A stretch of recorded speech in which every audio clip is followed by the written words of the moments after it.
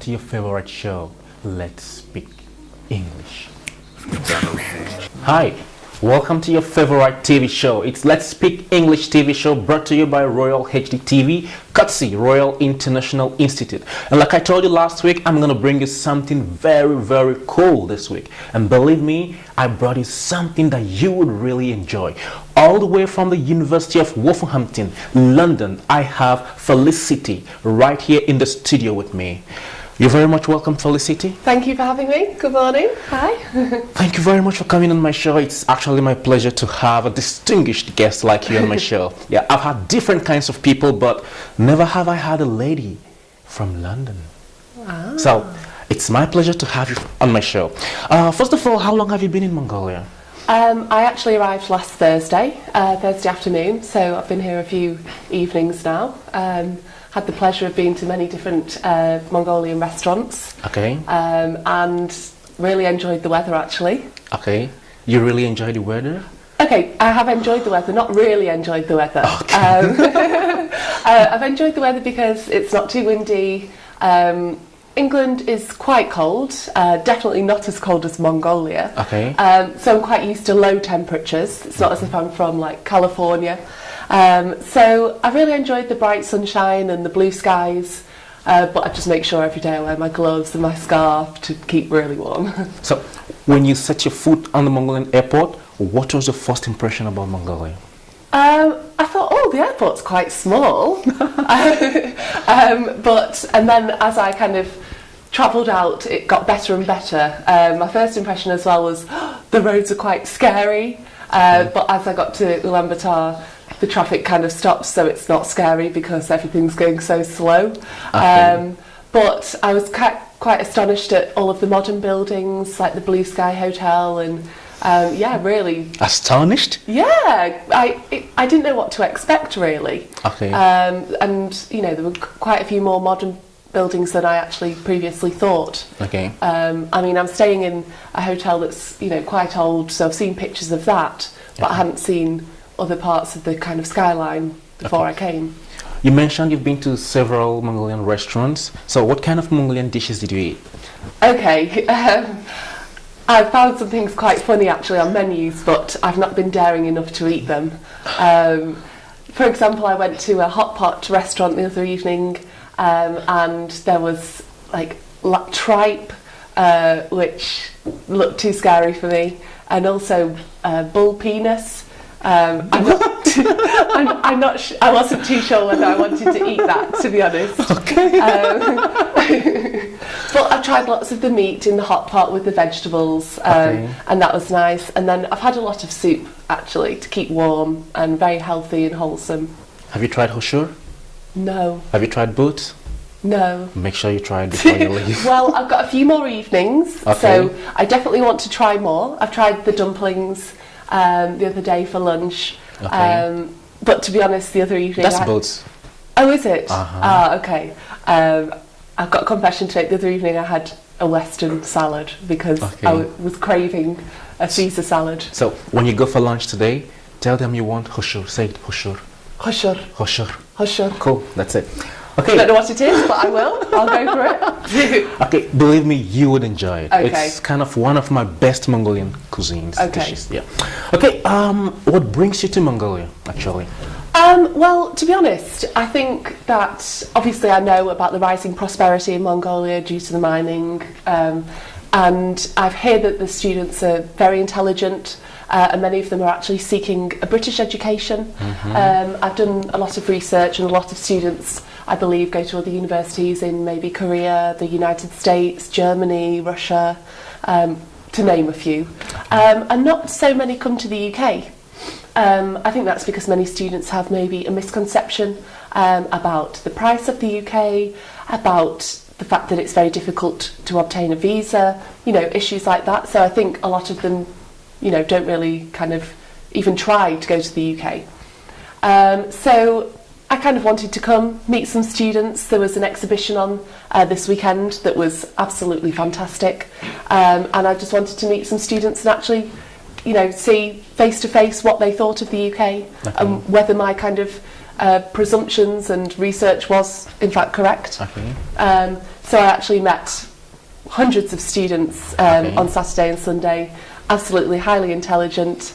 I was very surprised because a lot of them, their English was actually with an English accent and not American, which is not very common, usually very American accent, and it was lovely to hear them speaking with a British accent. So a lot of the students wanted to come to the UK, so I gave a lot of advice. I'm actually coming back to Mongolia to the exhibition in March, and hopefully then we can have some applications and actually make them some offers to come to the UK.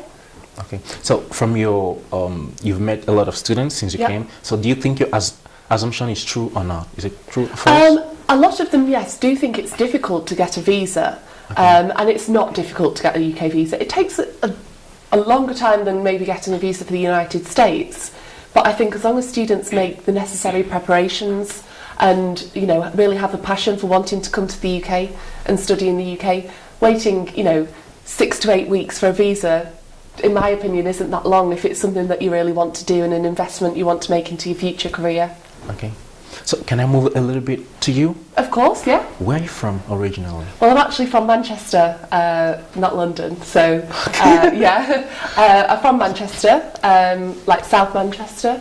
Okay. So, yes, I am a Manchester United fan. That kind They're not doing too well at the moment, but it's the start of the season, so believe me, we'll beat Manchester City, don't worry. That kind of makes you my number one enemy because I'm Chelsea. Oh, I saw a Chelsea bar actually the other day and I was like,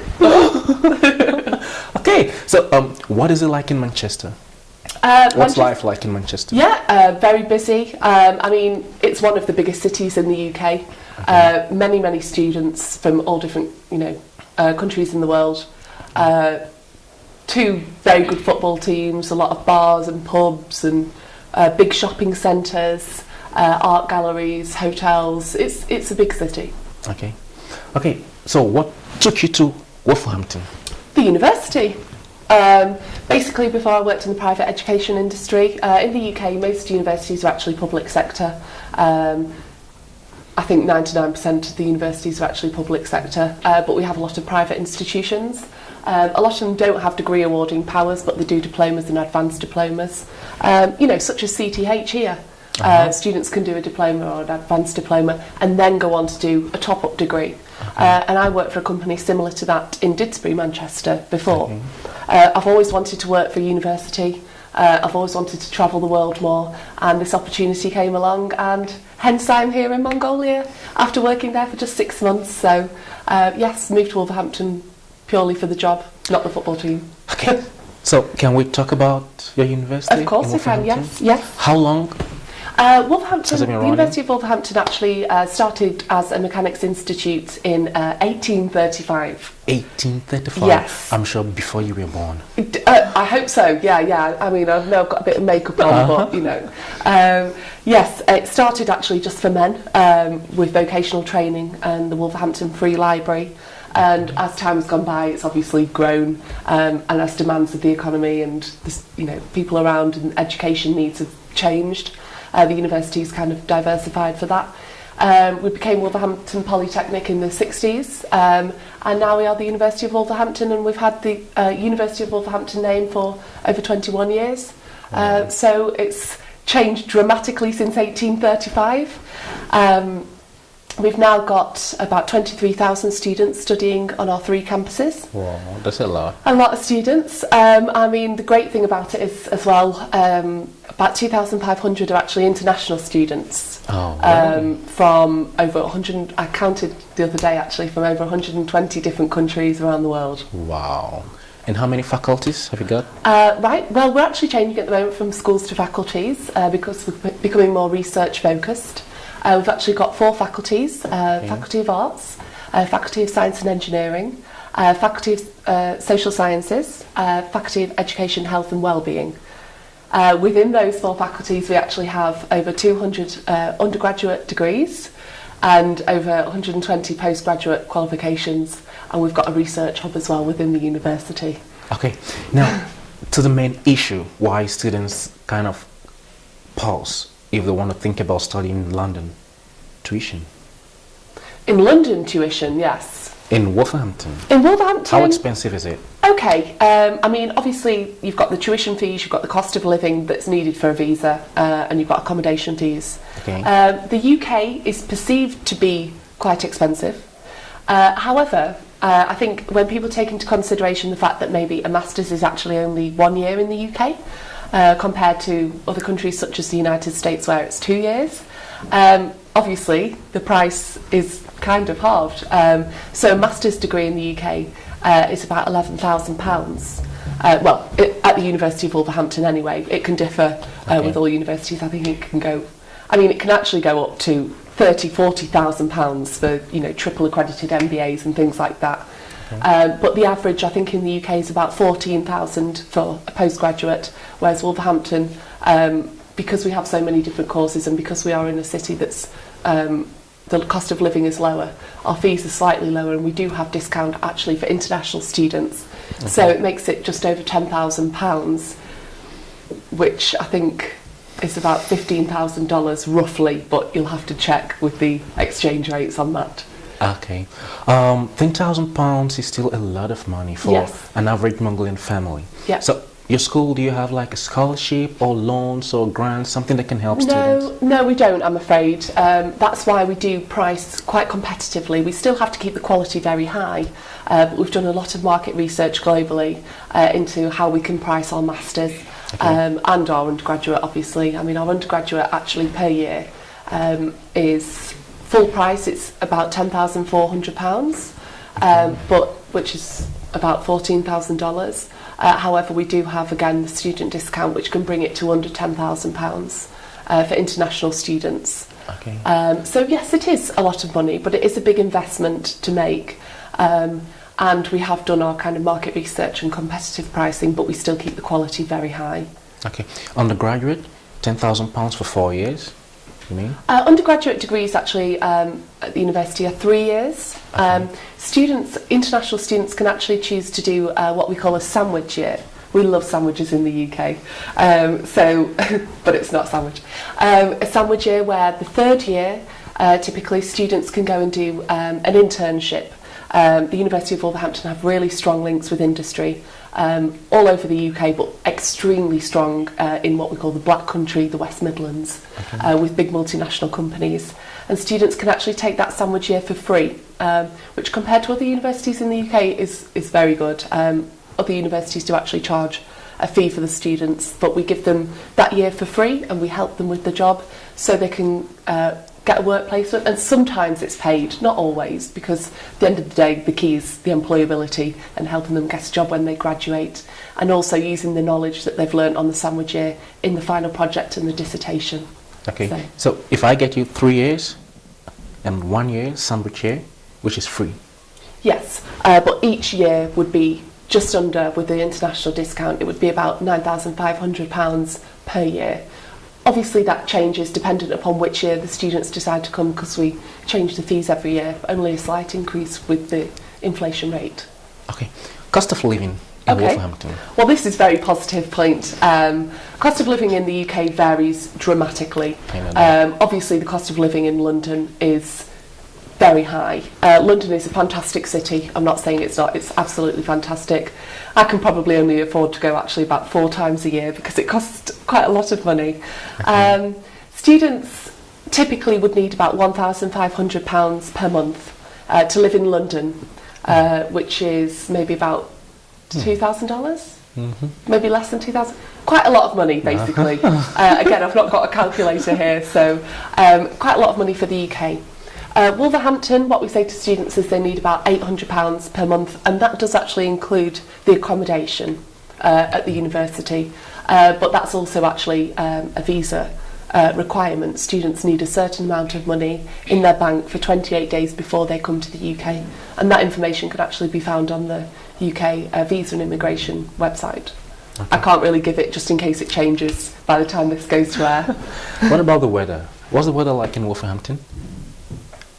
Definitely not tropical. It's It changes a lot. The weather in the UK is very seasonal. Wolverhampton, I haven't actually told you where it really is yet. Okay. Wolverhampton's actually based in the centre of the UK. So it's in the Midlands, the heart of the UK. Wolverhampton is about 90 minutes on the train to London and 1 hour to Manchester. 15 minutes to the second largest city in the country, Birmingham. And actually I flew as well from Wolverhampton to Edinburgh, and that took under an hour. So, you know, very easy, great transport links and easy to get to places around the UK, Scotland, Wales, even Ireland. You can get a ferry from the nearest port. So if I just say... Weather. Yeah, so just start from fresh. Okay, so what about weather in Wolverhampton? What is it like? Okay. So I was talking about the temperate, and then I was saying where it's from. Yeah, so as I said, the weather in the UK is very seasonal. We've got, in autumn, winter, it's quite wet and windy. I mean, it's still very pretty with the different colours of the leaves. Winter, it does snow occasionally, but Mongolians are used to snow, so it won't be a shock. I mean, we have a lot of students from the Caribbean and from Africa and from Southeast Asia, so they've actually never seen snow before, so that for them is fantastic when it actually snows. Last year it snowed in March, which was a bit crazy. Spring's very beautiful, you know, kind of when you see all the new flowers kind of growing and the little lambs jumping around. It is like something off a film, but especially in Wolverhampton, because it's quite rural, you can see the change in the seasons very clearly. There's a lot of parks around the university, so you can actually see the change in the year while you're there. And summer can actually be really nice. We do have beaches in the UK. You know, people don't believe it, but we do. And when it's very sunny, you know, it can reach to 30 degrees Celsius. And when it's sunny, the beaches are so full because it's, you know, like a phenomenon. Like people, oh wow, I can't believe it's so sunny. So they all flock to the beaches. Okay. Food. The food. Mm-hmm. Okay, as I said, the University of Wolverhampton, we've got students from over 120 different countries. So obviously the city has adapted, you know, to suit the needs of the people who have come to Wolverhampton. So we have got many, many different restaurants in Wolverhampton. So I couldn't even start to list them. But typical British food, fish and chips.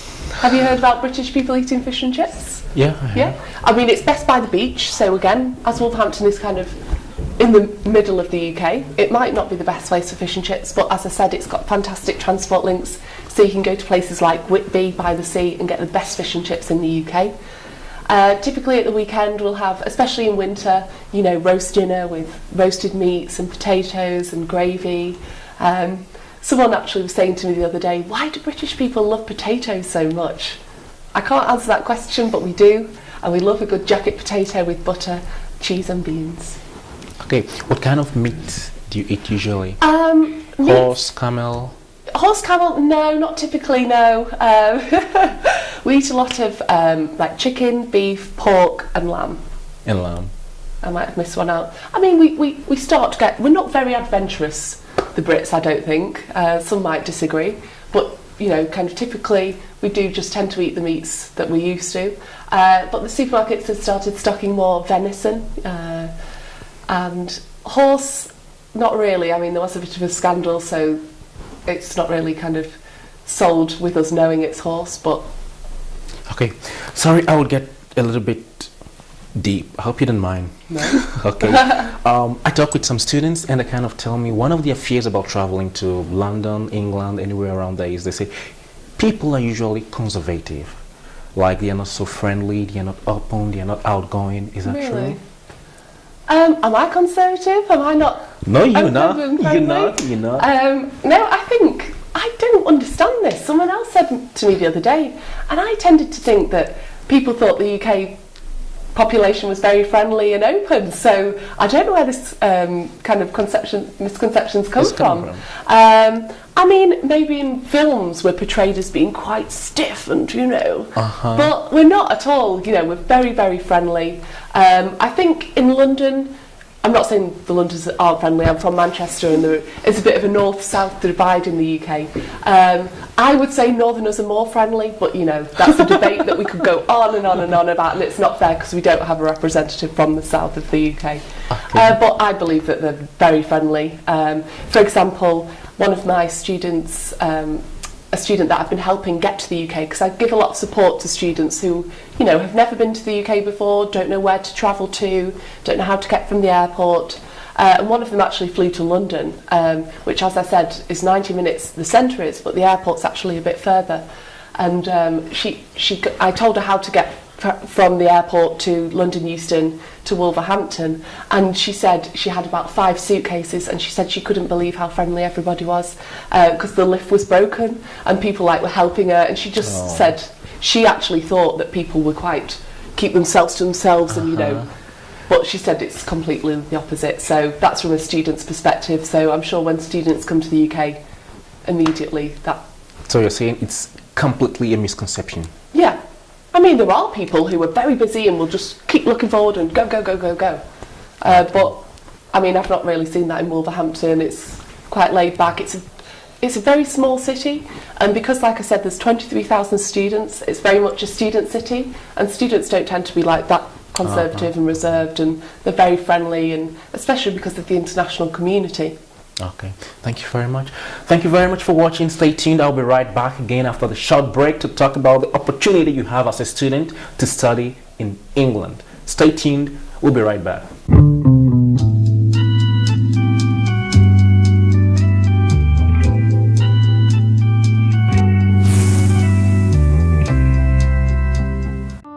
Европын бизнес ассамблийн олон улсын шийдвэр байгууллага өргөмжлөлд Монголын Royal Academy хамтран үзүүлж байна.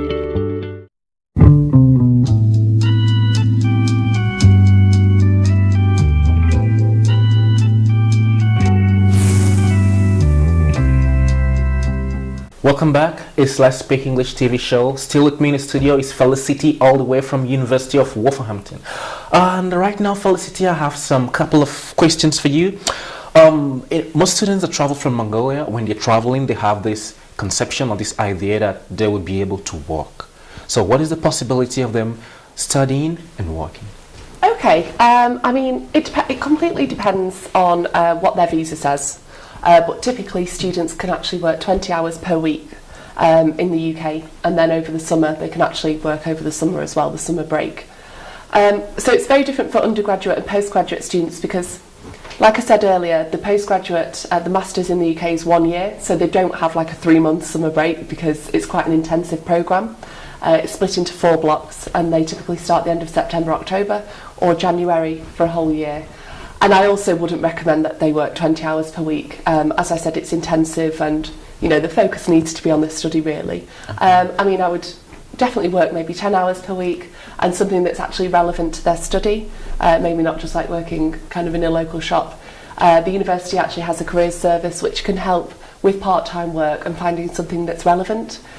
Some students can even actually get a job at the university. For example, applied science students can even work in the laboratory and maybe get paid for it, but again, that's something that can be discussed when the students come to the university. Okay, so what's average salary like in Wolverhampton? Well, we have a minimum wage in the UK, and the minimum wage is £6.30, I think, per hour. So it's about $8 per hour.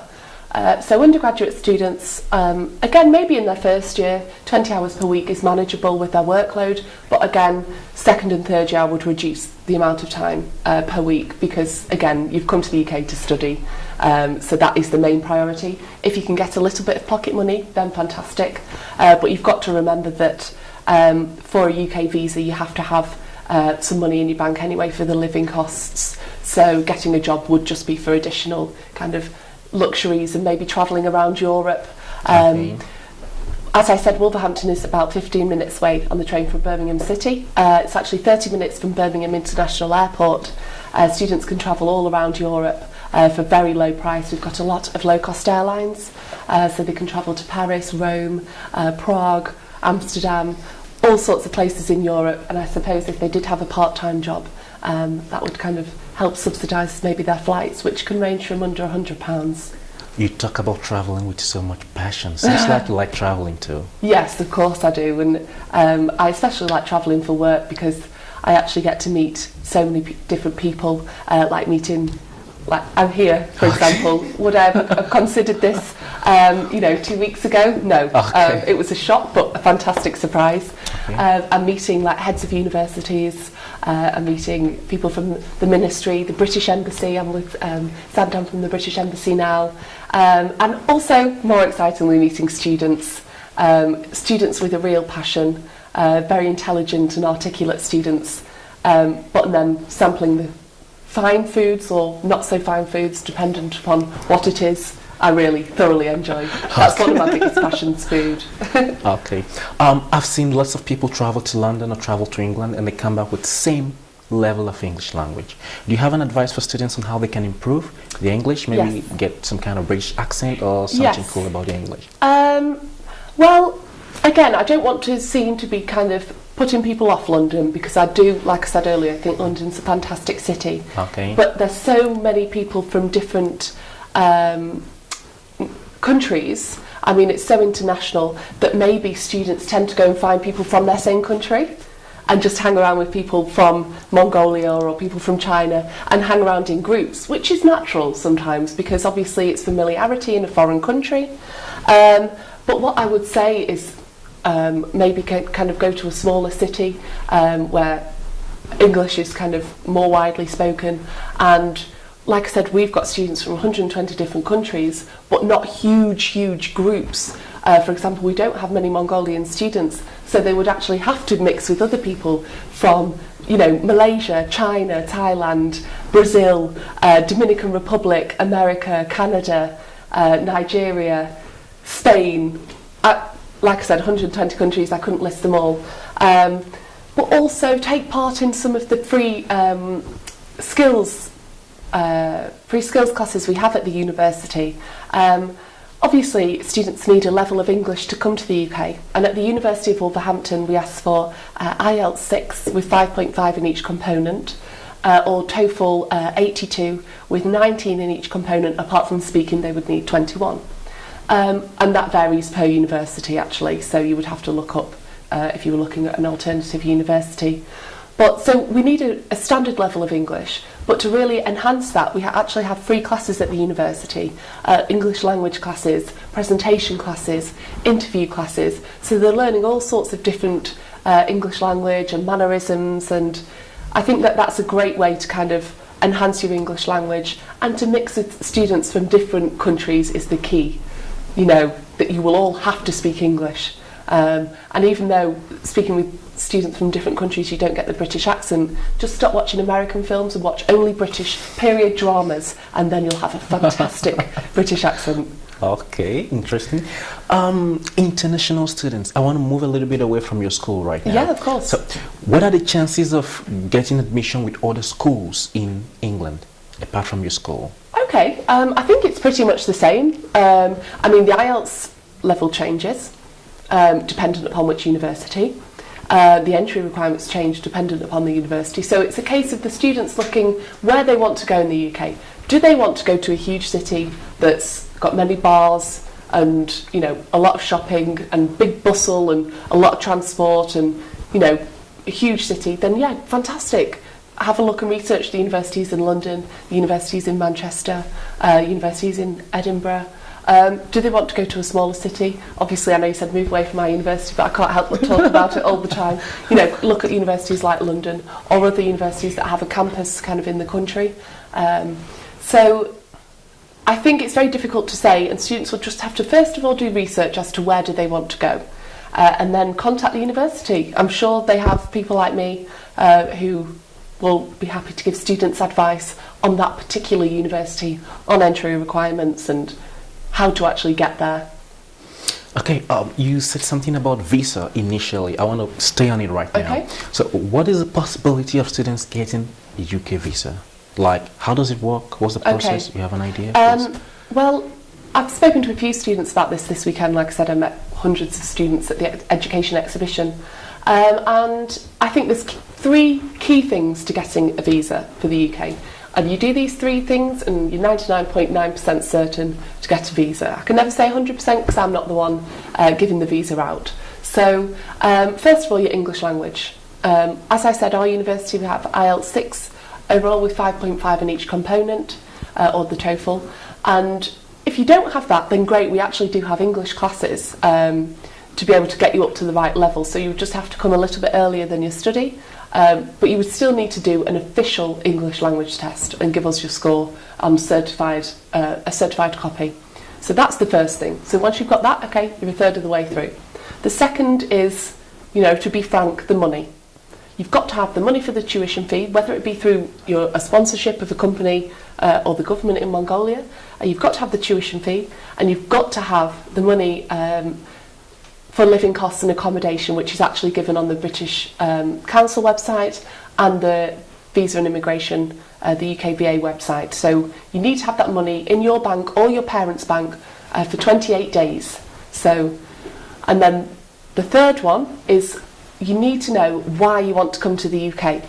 If someone says to you, why do you want to study in the UK? And you say, oh, I don't know, because my friend is, then quite likely you're not going to get a visa because, you need to be passionate about wanting to study in the UK, know all the benefits of it, the quality of teaching, learning in English, the length of the courses.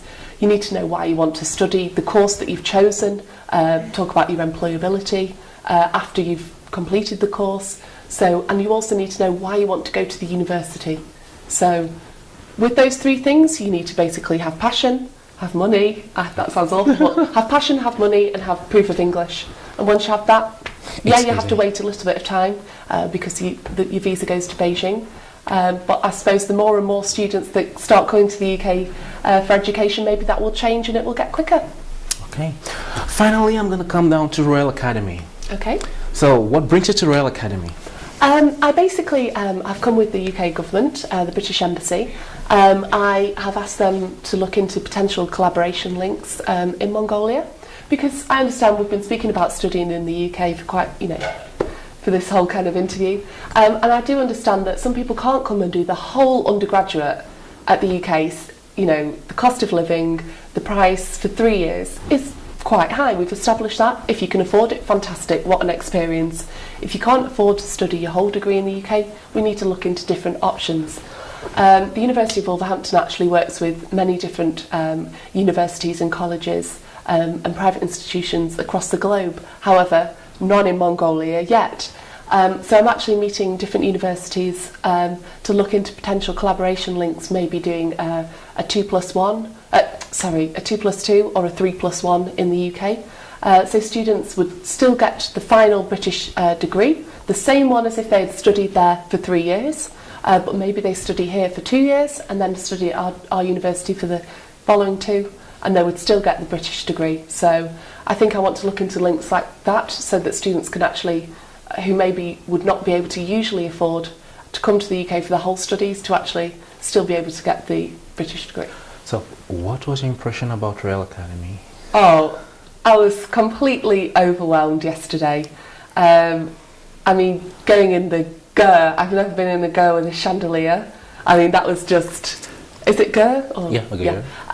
Oh, that was just magnificent. I mean, and then I had the view of the surrounding areas, and again, it was a lovely day, so it was really nice.